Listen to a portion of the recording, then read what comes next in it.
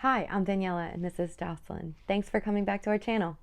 If you've been diagnosed with unexplained infertility and are asking yourself questions like, what does this mean? Where do I go from here?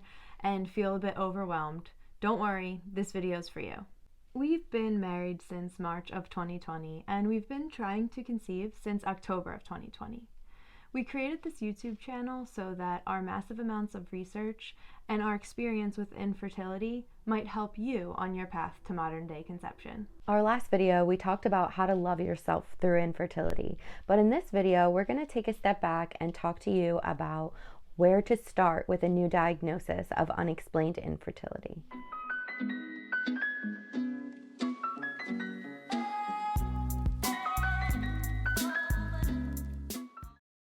Unexplained infertility is what the medical field calls a diagnosis of elimination. This means that there's no severe uterine fertility issues, there is regular ovulation, there are free and open fallopian tubes, there's a good ovarian reserve, and your donor or your partner has good sperm, yet you're still not getting pregnant.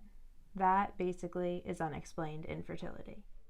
Throughout this video, we're going to share with you some options towards conception for anyone who's been diagnosed with unexplained infertility. We'll also share with you our firsthand experience in navigating the diagnosis.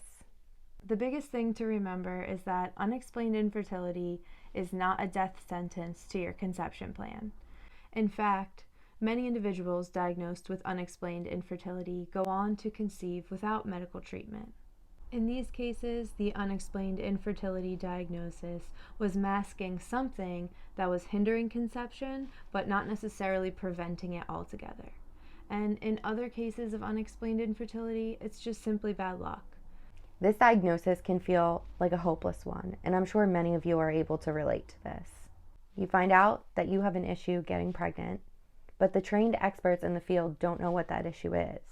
For me, it was extremely frustrating knowing that I may never know the root cause of the unexplained infertility.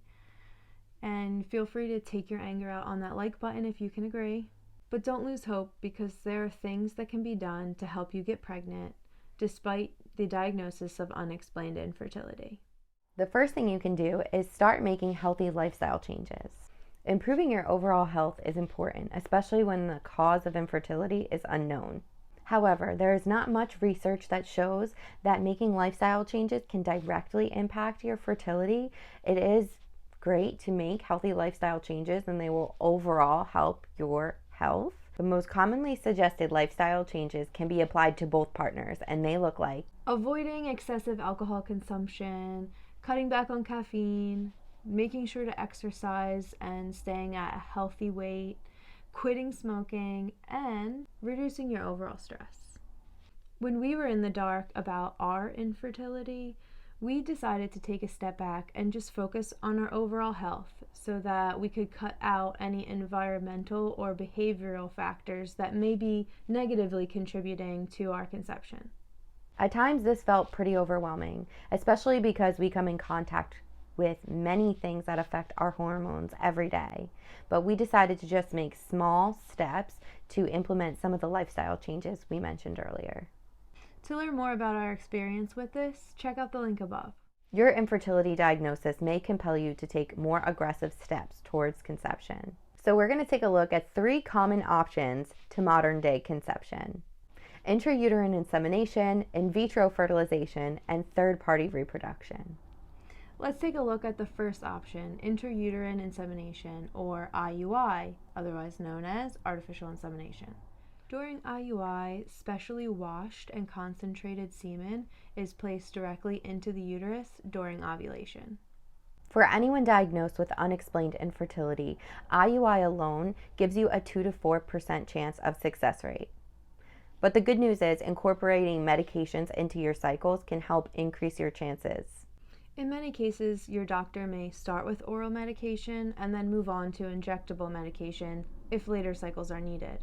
The downside about injectable medication is that it is significantly more expensive, and you do have to give the injections to yourself, unless you have a friend or family member willing to do it for you. We have done both types of medicated IUI. some with oral, some with injection, and then some with oral and injection. To learn more about IUI and our experience with it, please check out the link above. Now, the gold standard or most recommended treatment option for infertility is IVF, or in vitro fertilization. For anyone with unexplained infertility, doing IVF will drastically increase your chances of success, bringing them to 25 to 45%. With those types of success rates, it's really no surprise why IVF is so heavily recommended. But the financial responsibility attached with IVF is a lot bigger than most other treatment options, and it makes it out of reach for many people, including us. If you're curious to learn more about the detailed costs associated with IVF, check out the link above. Many have great success with IVF, but even that is not guaranteed. It's important to set realistic expectations that, just like IUI, you may need multiple cycles in order to achieve success. Another option, although most rarely used, is finding an egg donor or a reproductive surrogate. Although the out-of-pocket costs for this type of treatment, it can be similar or even more expensive than IVF, this is a great option for many cases. If you're interested in learning more about third-party reproduction, reaching out to your fertility clinic would be a great next step. So to recap, unexplained infertility simply means there's no identifiable cause of you not getting pregnant.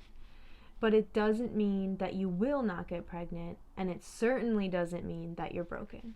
Making healthy lifestyle changes and looking into other conception options like IUI, IVF, and reproductive surrogacy are all viable options and have helped many go on to be wonderful parents.